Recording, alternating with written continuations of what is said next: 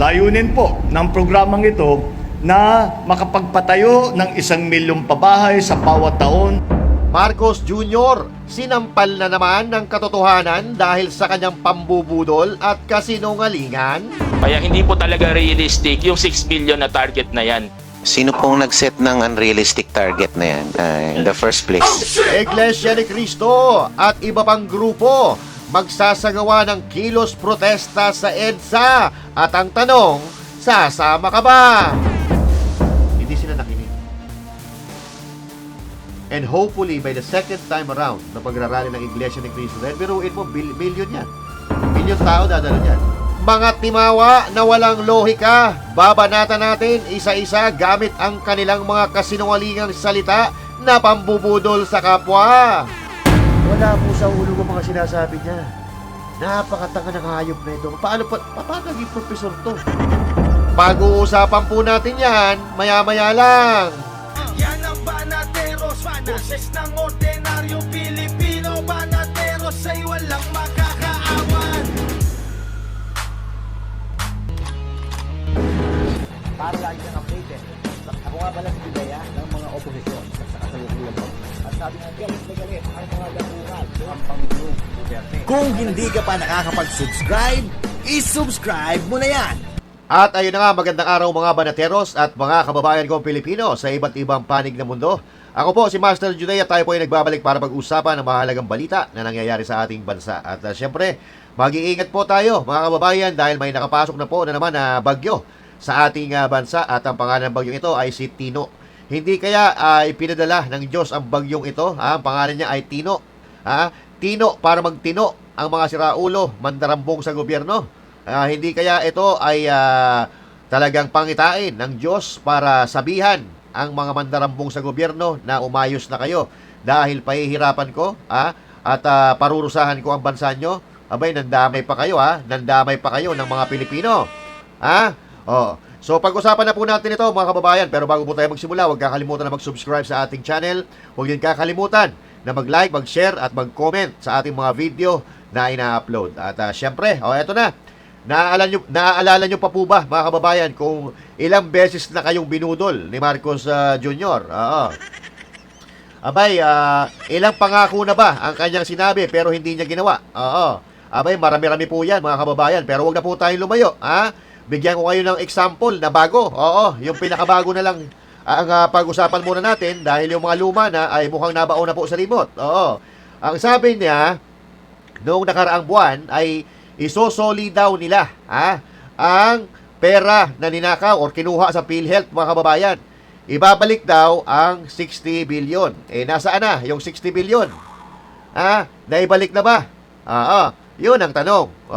Wala pa.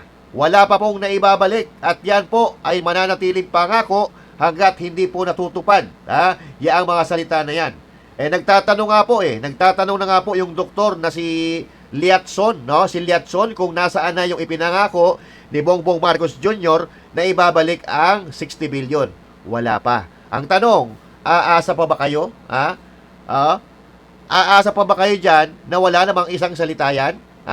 Yung mga sinasabi niyan, hindi naman niya alam kasi kargado tuwing nagsasalita yan. Natural, makakalimutan.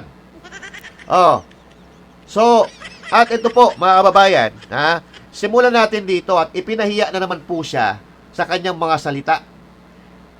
Ipinahiya na naman siya ng kanyang mga salita at ng kanyang mga pangako. Alam mo kasi kapag ang sinasabi mo or ang sinasabi ng isang tao ay walang katotohanan, kasinungalingan, kalokohan, malalaman at malalaman po yan ng taong bayan. Hindi man ngayon, pero darating ang panahon na babalikan ka ng iyong kasinungalingan. Eto, matagal-tagal na po itong pinangako, pero hanggang ngayon po, hindi pa rin po natutupad, mga kababayan. So ano po yun? Eto, pabahay, banatan mo. Programang ito na makapagpatayo ng 1,000,000 pabahay sa bawat taon ng aking termino bilang Pangulo. Dahil ang kakulangan ng housing para sa ating mga kababayan ay tamang-tang umabot na sa 6 million ang kulang. Kaya hinahabol po natin yung 6 million na numero na yan. Naniniwala ako na kayang-kaya natin itong makamit Tinawanan, sa ilalim ng aking panunungkulan. Tinawanan ka lang. Ito naman, tinawanan mo, sir. Baka tanggalin ka dyan, sir. Ayaw maniwala sa kasinungalingan niya eh. Ayaw mo sakyan eh. Tumatawa-tawa ka pa. Aba, yari ka, baka matanggal ka ha. Oh. So yan po ay malinaw na ipinangako niya po yan. Ha? Maliwanag na maliwanag po, ipinangako po niya. At kung uungkatin po natin, ang dami pa niyang pinangako na nabaon na lang sa limot na hindi naman niya tinupad. Eh, paano matutupad? Eh, bukod sa mahina, eh, sabi nga ni Pangulong Duterte, may bagahe, mahina. At bukod doon, malayo po sa realidad yung mga sinasabi niya, yung mga pinapangako niya, parang suntok sa buwan. Sa madaling salita, bodolero talaga si Marcos Jr. Ha? Walang katapusang pambubudol. Oh, alam nyo kasi yung tao, ganito yan eh. Kapag ang isang tao, alam niya sa sarili niya na mahina siya, weak siya, wala siyang kakayahan na magawa yung mga pinapangako niya, magkakasya na lang siya sa yabang. Oh, tulad ng ASEAN, APEC Summit, di ba? Wala tayong nakita sa kanya kundi yabang. Nagyabang, binanatan yung China, tapos sa bandang huli, yung buntot pala babahag lang. Biglang kumambyo, biglang umakyat sa entablado. Oh, di ba? Tapos nagyayabang na naman sa mga Pilipino. Oy, lumapit ako kay Xi Jinping. Kinamayan ko, kinongratulate ko. Oy, binayolate mo yung protocol eh. Bigla-bigla kang pumasok dun nang walang paalam. Ha? Di ba? So nakakahiya yun, mga kababayan. At sa international media, ang pangit ng tingin nila sa Pilipinas dahil doon sa ginawa ni Marcos Jr. Ha? Alam mo, Marcos Jr., kung bago ka magyabang sa ibang bansa, sa mundo, tuparin mo muna yung mga pinangako mo sa Pilipino. Kasi paano mo matutupad, ipapangako mo sa mundo, kung doon sa bansa mo, yung mga pinapangako mo, hindi mo nabubuo. Di ba? O eto, ipinahiya na naman siya ng kanyang kasinungalingan at pambubudol, mga kababayan. 1 million daw? 1 million, kaya ba? O, tingnan natin. Ang target po ng 4PH is 6.5 million homes. Mr. Yeah. Chair, ang target po ng 4PH na dating 1 million units per year in 6 years na 6 million ay 300,000 na lang until 2028. Okay, how do we explain the reduction to the people? Ba't po natin Number one, ito po, Mr. Chair, nandito na tayo sa makatotohanan. Ano? This is the realistic number. Nakatawa si Kuya, oh. So, ibig sabihin, sir, ibig sabihin, yung sinasabi ni Bongbong Marcos Jr. na boss mo, ay hindi realistic. Ibig sabihin, hindi makatotohanan, sir, di ba? Kasi sabi mo, nandito na tayo sa realistic, eh. Sige tuloy. No? Na hindi rin naman madaling makuha. Natatawa pa si honestly, Kuya, oh. Pagka hindi natin ginandaan yung programa natin, kahit itong 300,000, hindi natin ito ma-achieve. Nako. So, ito talaga, to answer you, ito lang talaga yung kaya 300. Whether we like it or not, we have to be transparent about this, na hindi na namin tatamaan yung previously target na 6 million. Hindi na tatamaan, ha? Oo. Marcos! Putsa na. Mukhang nag-hallucinate ka na naman nung sinabi mo yun, ha? Oo. Mukhang nagyabang ka na naman, ang budol ka na naman. So, you have set a more realistic target na. Yes, Mr. Chair. Opo. And the main reason na hindi po na-achieve yung target. Bakit? Ang unang-una po, producing 6 million units in 6 years is very challenging. Kahit buhusan natin ng pera yan, in reality, hindi po natin magagawa yan kasi wala naman tayong kapasidad, yung mga developers, contractors, and others na suportahan yung 6 million units in 6 years. Ang gawin nyo, wag buhusan ng budget. Buhusan nyo ng malamig na tubig, yung nagsuggest niyan, para mahimasmasan siya at magising siya sa katotohanan at itigil niya ang pambubudol sa Pilipinas. Tuloy. Kaya hindi po talaga realistic yung 6 million na target na yan. Naku, yari ka kay Kaya hindi na Marcos. ho namin pinapaikot-ikot pa yung paliwanag. Kaya hindi namin tinamaan yung 6 million kasi hindi ho talaga realistic. Ang realistic lang Pinahiya mo na naman si Marcos. Wag ganun. Baka bukas wala ka ng trabaho. po namin nakikita ngayon, considering yung capacity ng mga contractors, developers, and yung demand side natin, is only 300,000 comprised of all the modalities of the expanded 4PH. Thank you, Mr. Chair. Sino pong nag-set ng unrealistic target na yan Sino? in the first place?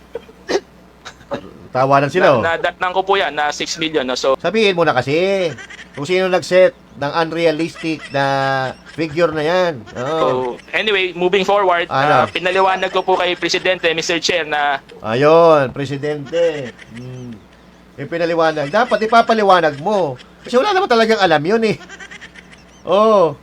ito yung realistic. At at the same time, hindi rin po ito madaling ma-achieve. This is Yun. a very challenging number. 300,000 itself is a challenging target, Mr. Chair. Oh. Biruin mo, mambubudol ka ng mundo, pero yung bansa na pinamumunuan mo, yung mga pinangako mo, hindi mo natutupad. Nagbibigay ka ng mga pambubudol na unrealistic na numero na alam mo sa sarili. Hindi ko alam kung alam niya sa sarili niya na mahirap gawin yun, ha. Baka nag-i-imagine siya, may magic tayo. Mamagicin natin yan na 1 milyong bahay sa isang taon, ha. Kaya natin yan, mamagicin yan. Ant-Man nga eh. 'Di ba? Pag Ant-Man, mga superhero may magic yan. Akala niya, ganun ata yung pinasok niya ang sitwasyon sa pagiging presidente ng Pilipinas. We are going to do magic. Na magic nga talaga eh. Naubos yung kaba ng taong bayan. That's what we call magic. Alam mo, hindi na po nakakatuwa itong nangyayari at ginagawa ni Marcos Jr. Masyado po niya ibinababa ang dignidad ng mga Pilipino. Lalo na dyan sa mga banyaga, sa ibang bansa. And at the same time, paulit-ulit po niyang ginagago yung mga Pilipino sa pambubudol niya na alam naman ng mga tao. Di ba? Hindi ba niya alam, pinagtatawanan tayo ng buong mundo? Pinagtatawanan tayo ng ibang bansa at siya mismo pinagtatawanan ng mga Pilipino, majority ng mga Pilipino, hindi ba niya alam yun? Di ba? Hindi pa niya alam na sa tuwing may nakikita yung mga Pilipino na post niya, kung ano-anong inuulan ng negatibong komento, basta makikita lang yung kanyang pagmumukha. Alam mo, masyado siyang bilib sa sarili niya. Masyado po siyang bilib sa sarili niya, mga kababayan. Pero, ni isa sa ipinapangako niya, hindi niya napapatunayan, hindi niya naibibigay. Ang dami niyang pinangako na hindi po niya natupad. And yet ngayon, yayabangan niya tayo. Pakikitaan tayo na ano sabi niya noong doon sa APEC, nung lumapit siya, sabi niya, kaya daw lumapit siya kay Xi Jinping, bumati daw siya. Dahil baka kung ano daw ang sabihin, kaya siya lumapit, baka ma-open si Xi Jinping. Takina. Bakit ma-open ang China? Mas na-offend siya doon. Alam mo, ang bobo talaga. Mas na-offend ang China doon sa pagbanat mo sa harap ng mga Asian leaders. Mas ma-offend sila doon kaysa sa hindi ka lumapit. Alam mo yon? Mas na-offend sila doon dahil in the world television, binanatan mo na yung ASEAN na yon ay ginawa yon para pagtibayin na pagbubuklod-buklod ng mga bansa sa Asia. Tapos babanat ka. Di ba nga, nagalit yung China dahil doon sa ginawa mo? Tapos ma-open dahil di ka lumapit. Baka nga ayaw talaga nilang makalapit ka sa kanila. Dahil ikaw na mismo ang nagsabi na sa tuwing lalabas si Xi Jinping, nakapalibot sa kanya yung mga security guards niya. So, ibig sabihin lang nun, ayaw kanyang palapitin sa kanya kung sino man. Bakit ma-open ng China sa'yo? Gaano ka kahalaga sa kanila? Sige nga. Siguro, yung ibang Pilipino, may pakialam ang China, pero sa'yo, Marcos Jr., I doubt it. Baka mas na-open pa si Xi Jinping doon sa ginawa mong pagbanat sa China or doon sa paglapit mo na walang pakundangan, bigla-bigla ka nang lalapit na walang pasabi. And one more thing, you are a president, and you violated a protocol, an important protocol na alam mo na hindi po pwede yun. Anong ini-expect mo sa international community lalapit sa'yo? Bakit? To give you respect? Bigyan ka ng paghanga, bigyan ka ng pagkilala. Teka, tanungin mo muna sarili mo kung ano ang na-achieve mo sa bansa na pinamumunuan mo. Medyo feelingero ka doon sa mga pinagsasabi mo sa ASEAN eh. Tapos itong mga supporter mo naman natatanga-tanga, tuwan-tuwa. Na hindi nila alam kung anong nasa likod, na parang iniiwasan ka nga ng mga leader ng ibang leader ng Asia. Panood nyo yon? That video explain a lot of things. Mapapaisip ka kung bakit ganito nangyayari, kung bakit iniiwasan yung presidente ng Pilipinas ng leader ng ibang bansa. At eto pa, mga kababayan, negative po ang feedback nitong ginawa ni Marcos Jr. na paglapit kay Xi Jinping at dito, nawala na naman ng dignidad ang Pilipinas. Diba? So ito, tapos ito maririnig mo sa kanya na para bang wala lang, para bang napakalaking bagay pa para sa mga Pilipino nung ginawa niya. Ayan o. The only time I was able to speak to President Xi Jinping was in our last leaders retreat meeting. And the reason why, ang hirap lapitan talaga. You know, meron kaming holding room. But every time he comes in, he's surrounded by security. So, ang hirap lapitan. Ayoko namang mamilit. Baka suntukin pa ako ng security guard. Yun talaga. But when we came to him, sabi ko, nakakahiya ito. Hindi pa ako bumabate. Di ba? Baka Mas nahihiya yung ginawa mo. Oo. Mas nakakahiya yung ginawa mo na paglapit. Nung basta-basta. Oo. ano sabihin, So, pinilit ko makapunta sa kanya. I said, congratulations on your assumption for the chair for 2000 for the following APEC.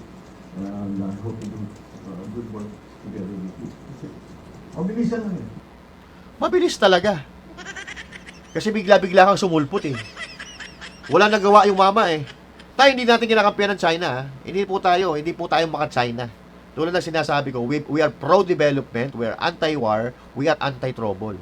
As much as possible, we want to make friends with all of the countries, leaders of the countries sa buong mundo. Para wala tayong problema. Eh ngayon, binibigyan tayo ng problema nito eh. Diba? Yung mga missile ng Amerika nasa meron sa Cebu. May mga EDCA nakapalibot sa Pilipinas. Anong gagawin ng China sa atin? Masasabugin tayo? Dahil nandyan yung mga ano ng ano. Pero huwag kayo mag-alala mga kababayan. Pero dahil hindi naman gagawa ng hakbang ang Amerika para mag-away sila ng China. Eh kaya nga tayo nga ang pinababala nila eh. Tayo ang itinutulak nila para magalit tayo sa China. Oo. O sige, uutuin ko ang presidente ninyo. Bibigyan ko kayo ng missile para kung sakasakali atakihin kayo ng China, may magagamit kayo. O. Sige, kayo ang magiging attack dog ng Amerika. Attack dog ng Amerika para atakihin ang China. Yan ang nangyayari ngayon. Pero nakita nyo kung gaano kaganda ang ugnayan ng Amerika at China? Kaya nga niya ginawa yan eh. Kaya nga siya lumapit. Kasi nakikita niya na lahat ng leader na nandun kaibigan at magandang ugnayan sa China. Siya na nga lang yung bumukhang tanga na kunyari galit siya sa China. Kaya, no choice. Kailangan kong lumapit para kahit matapos man lang itong APEC na ito, kahit pa paano, may positibo ako na may papakita sa mga Pilipino na lumapit ako sa presidente ng mga Chino. Diba? So, paano ma-open si Xi Jinping sa'yo na ayaw nga, na base sinasabi mo na may mga holding area. Ibig sabihin, pag may holding area kayo, that's a privacy. Privacy para walang makalapit sa inyo. Walang makalapit sa inyo na kahit sino. Securities, mga important person na kasama doon sa ng grupo na yon. Pero ikaw bigla ka pumasok sa teritoryo nila na hindi ka naman tinatawag. Yung unang nakakahiya. Mau-open si Xi Jinping kung halimbawa, tinawag ka niya, Marcos Jr., halika dito, patanga-tanga ka, umakyat ka nga dito. Tapos hindi ka umakyat, ma-open siya. Pero dito, I think, mas na-offend siya doon sa ginawa mo. Kasi, iba-ibang bansa, iba-ibang kultura yan eh. Kawalang respeto yung ginawa mo, presidente ka pa naman ng Pilipinas. So, mag-research kayo regarding doon sa ginawa ni Marcos Jr. na pag-akyat sa entablado, negatibo ang komento ng mundo sa mga Pilipino. O, damay na naman tayo. Diba? So, ginagawa mong tanga. Ginawa mo ng tanga yung mga Pilipino at yung mga leader pa ng ibang bansa, gusto mo rin gawing tanga tulad mo. Akala siguro ni Marcos Jr., hindi alam ng mga Western leaders na ito yung nangyayari sa administrasyon na, hoy tanga, may mga ambassador yan dito sa Pilipinas na magre-report kung ano ang nangyayari dito sa Pilipinas. For sure, alam nila ang nangyayaring korupsyon sa Pilipinas. At alam din nila na isa ka sa mga itinuturo ng mga Pilipino na mastermind dito sa Nakawan sa Flood Control Project. At alam din nila na ipinagkanulo mo yung presidente na nagpalibing sa tatay mo na hindi malibing-libing ng 3 dekada, ipinalibing niya, ipinagkanulo mo naman siya. Alam na ng mga world leaders na wala kang utang na loob, Marcos Jr. Alam nila na manggagamit ka. Tapos ngayon, ang lakas ng loob mo gamitin ang salitang Asian culture. Kunyari, mabait ka, may respeto ka. Kaya lumapit ka kay Xi Jinping para irespeto mo siya. Wow! Samantalang, hindi mo nga binigyan ng respeto yung 80 anyos na Pangulo na ipinagkanulo nyo. Samantalang, yung presidente na yon ang nag-angat sa dignidad ng mga Pilipino na ngayon binalasubas ninyo. Alam na ng buong Asia, alam na ng mga leader yan ng buong mundo. Walang matinong world leader na magtitiwala sa isang traidor na katulad mo, Marcos Jr. So now, sa mga supporter ni Marcos Jr., ipaliwanag nyo nga sa amin kung nasaan ang logic sa sinabi niya na baka ma-offend si Xi Jinping pag di niya nilapitan. Sige nga. Sa tingin nyo, matapos niyang banatan ng China, matapos siyang magyabang, kunyari nagtapang-tapangan, matutuwa sa kanya yung China? At magkikare pa na lumapit siya? Sa tingin nyo, may halaga pa siya sa China? Di ba? Hindi ko makita logic sa sinasabi niya. Wala ka na mabubudol, Marcos Jr., kundi iya ang mga tao na takatanghod sa iyo, naghihintay ng grasya na ibabato mo. Oo. Yung mga reasoning mo, ang layo, wala sa hulog. Parang reasoning ng mga taong lango sa droga, wala sa hulog. Hindi nagtutugma-tugma. Ha? Speaking of walang logic. Merong isang profesor na matalino daw to pero hindi ko nakita yung talino na hindi ko rin makuha yung logic. Hindi ko alam kung profesor ito o konduktor kasi pag titingnan mo ang itsura niya, mukha siyang konduktor. May pagkasabog din ng utak. Mukhang medyo may pinagmanahan yung iniidolo niyo ata. Hoy! Antonio! Hindi ito yung isang Antonio na aso ha. Ito Antonio Contreras. Nag-aadi ka ba? Ha? Mukha atang wala rin sa hulog ang iyong mga salita. Boss, ha? Akalain mo ang usapan flood control anomaly. Tapos bigla mong sasabihin ito? Ha? Ang sabi mo. Kasi ang mga DDS, di ba, naghahanap tayo kasi napakatagal na ng investigasyon, wala pa rin nakukulong sa flood control projects. At ito ang sagot ni Contreras na professor daw to, pero hindi ko makita yung logic na sa sinasabi niya. At hindi ko rin makita sa sarili niya kung bakit siya naging professor. Sabi niya, sa mga nagsasabi na bakit wala pang nakukulong na korap, ano ang tawag nyo kay Digong nagbabakasyon?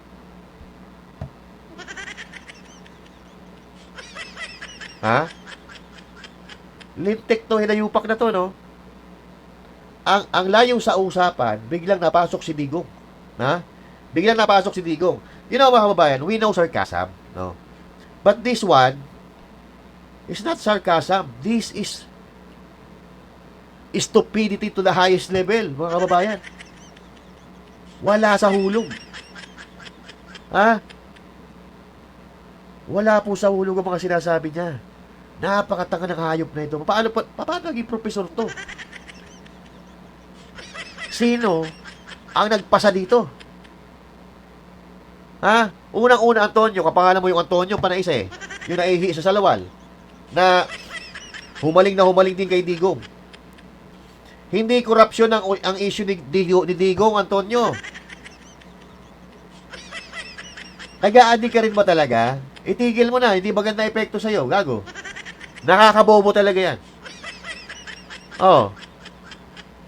Tanungin ko kayo, sa mga nanonood, may kaso ba si Rodrigo Roa Duterte ng korupsyon? Parang wala naman. Ano pinagsasabi ng hinayupak na Contreras na ito? Pero teka, lalaki ba to?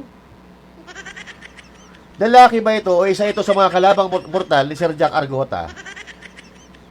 Alam ko na kung bakit ginagawa niya ito magiging patanga-tanga. Baka nagpapapansin kay Pulong.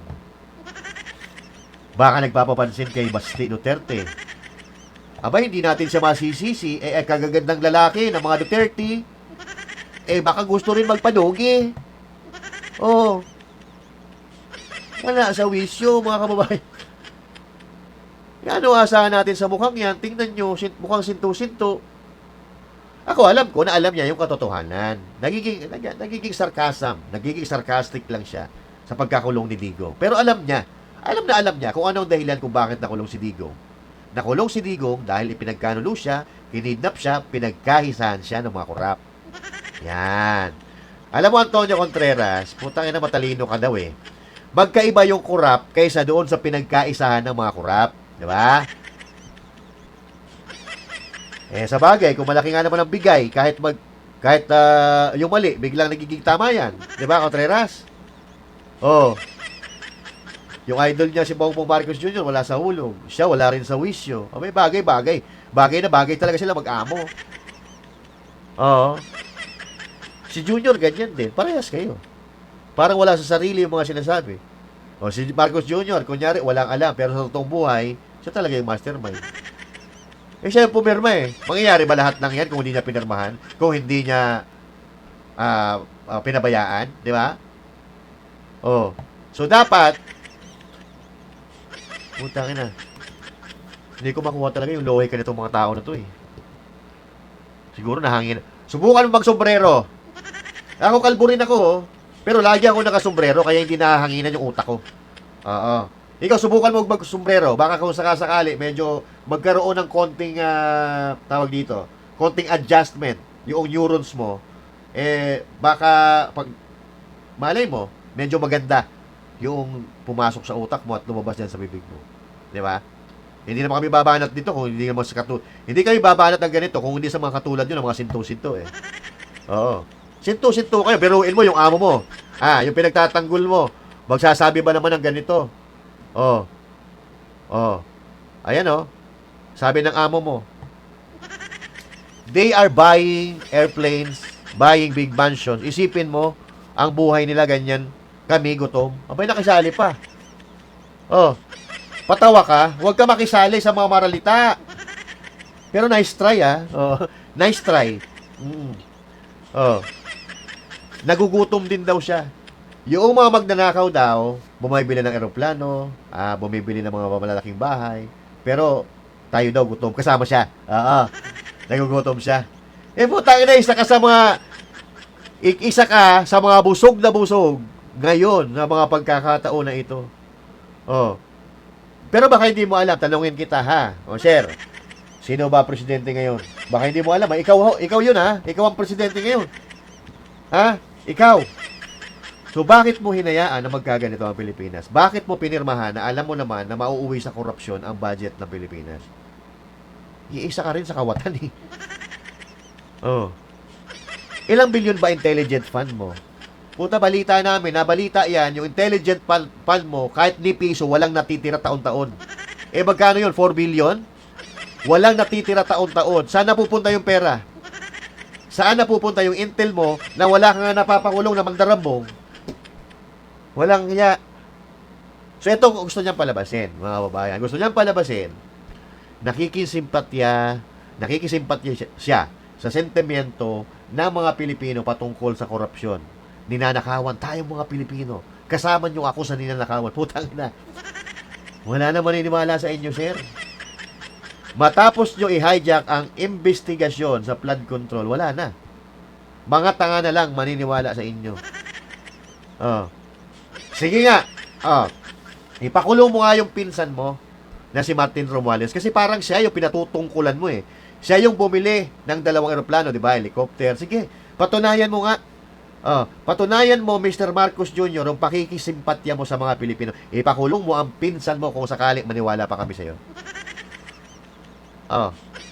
Paano kami maniniwala sa'yo na tinuturong mastermind ng mga ebidensya, ng mga testigo, hindi nga kasama ang pangalan niya doon sa mga inirekomenda na kasuhan ng ICI na gawa-gawa nyo. Yung ICI na yan ang hirap pagtiwalaan kasi kayo-kayo lang din may gawa niyan. Tapos babanatan mo kami ng mga ganyan-ganyan, mapasimpatiya ka patangina. Oo. Huwag kayo magmaang-maangan, sir. We know, the Filipino, majority of the Filipino knows. Who is the mastermind? Inilaglag nyo na nga yung isang kasabot ninyo, di ba? Inilaglag nyo yung isang kasabot nyo para, kunyari, Wala kayong alam, malinis ang pangalan ninyo, pero pinatakas nyo. Yung mga ari-arian, pinalabas nyo. At ito pa nakakatawa. Oh. Yung passport, hindi nyo makansikan sila. Bakit? Naghahanap pa ng bansa na pagtataguan yan? Diba? Oh. Pag may nahanap na bansa na hindi na siya makikita, ayan, cancelin mo na passport dahil nandun na, safe na siya. Ganun ba gusto mangyari? Ha? Ginagawa nyo naman gago. Ginagawa nyo naman mga tanga, mga Pilipino. Diba? Alam nyo, Marcos Jr., alam mo, the more you try, the more you're getting stupid. Alam namin galawan ninyo. Ang mabuti pa, umamin kayo, isolin ninyo yung mga pera ninanakaw nyo, umalis kayo dito sa bansang ito.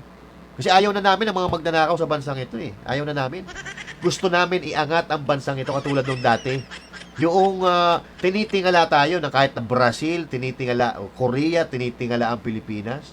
Dahil may respeto, may kredibilidad, 'di ba? May prinsipyo ang mga Pilipino. Ngayon wala na.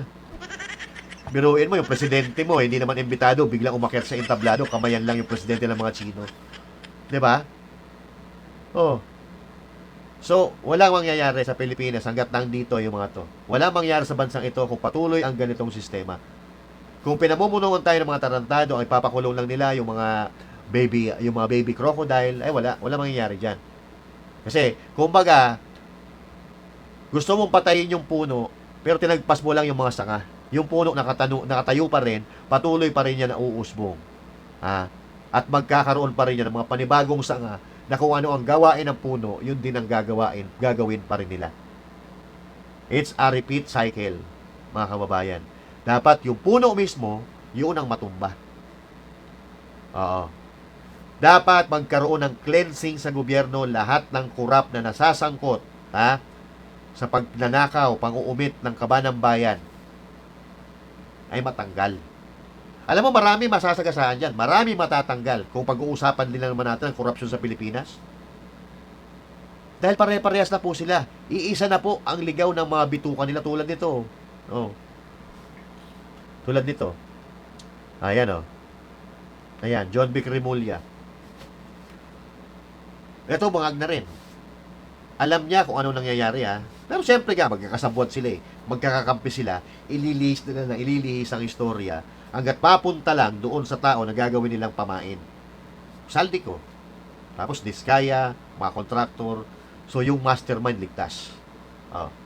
At ang sabi dito ni Remulla, kung may isang bagay daw na seryoso si Pangulong Marcos Jr., ito yung pagtatapos sa korupsyon sa gobyerno. Tatapusin niya talaga.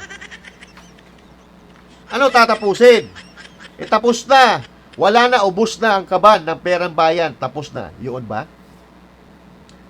Sabi nga ni Kiko Barsaga, sino kakampi nyo? Yung mga Pilipino o yung mga magnanakaw? Wala, mga kababayan. Pare-parehas na po ang ligaw ng mga bituka nila. So, hindi na po natin alam kung saan sila kumukuha ng hiya para masabi nila yung mga bagay-bagay na lumalabas sa mga bunganga nila. Diba? Kasi kahit grade 1 nga ngayon, tanungin mo, mag-survey ka eh. Alam kung sino ang kurap eh. Diba? Kahit walang pinag-aralan, tanungin mo kung sino ang nagnakaw ng pera ng gobyerno, iisang pangalan ang sasabihin sa'yo. Kasi may history. Diba? So, mga kababayan, kung satisfied ang mga Pilipino at naniniwala kay Marcos Jr. na ginagawa niya ang trabaho niya bilang Pangulo, kung naniniwala ang mga Pilipino na wala siyang kinalaman sa mga pandarambong na ito, ay ba, masasatisfy ang mga Pilipino. Pero bakit nagkakaroon ng mga rally? Sa kabila ng pagtatayo niya ng ICI Kuno, kung saan inililihis ang mga issue, bakit hindi naniniwala ang mga Pilipino? Kasi nga, alam na mga Pilipino kung sino ang mga mastermind dito. Kaya nga nagkakaroon ng rally eh. Walang hiya naman kayo.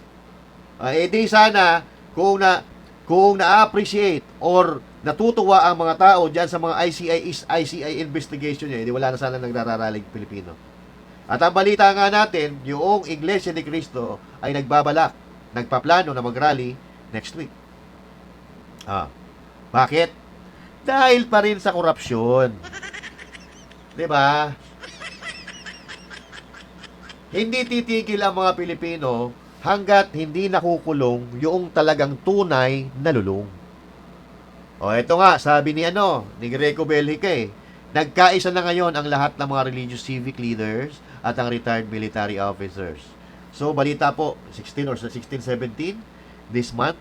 O, sa 30, magkakaroon ng malakihang rally. Pero alam naman natin na pag nagrally ang Iglesia ni Cristo, sinasamahan yan kahit ng mga Katoliko. Nandun tayo sa Luneta dati. Noong almost 2 million na Pilipino or Iglesia ni Cristo ang nagrally dyan sa Luneta. Nandun tayo. Oo. Tayo po ang saksi ng napakaraming tao na yan na nagrally. Sana may mangyari na this time. Sana may makinig na. Oo. Sana may mapanagot na this time. Kasi noong unang rally ng Iglesia ni Cristo, parang tila ba hindi nakinig si Marcos Jr. at ang mga tao nasa gobyerno. Hindi sila nakinig. And hopefully, by the second time around na pagrarally ng Iglesia ni Cristo, dahil biruin mo, million yan. Million tao dadalo dyan. Baka ito na, mga kababayan. At kasama pa yung mga retired generals, GIL. Malay pa natin, sumama pa yung kay OJC. Diba? JIL, binabanatan nila si Villanueva. Wala tayong problema, kahit banatan, ikulong nila, basta tamang proseso, tunay na nagkasala, hindi lang gawa-gawa yung kaso nila. 'Di ba? Ganun magaling. Ang administrasyon ni Marcos Jr. gagawa ka ng kaso. Sisilipan ka ng kwarto, ng kaso. Oh, ganun po katindi. Ha? Kaya pag walang napanagot dito sa magnanakaw na 'to, wala. Magkaroon ba naman tayo ng mga leader na walang lohika at mga supporter at tagapagtanggol na wala ring lohika, ay patay na. Babagsak talaga ang Pilipinas pag gaganyan. So mga kababayan, kung meron po kayong komento, i-komento ninyo. Pag-usapan po natin yan sa susunod talakayan. And again, this is Master Judes and thank you. God bless you all. And to God be the glory. Magandang araw po sa inyo lahat.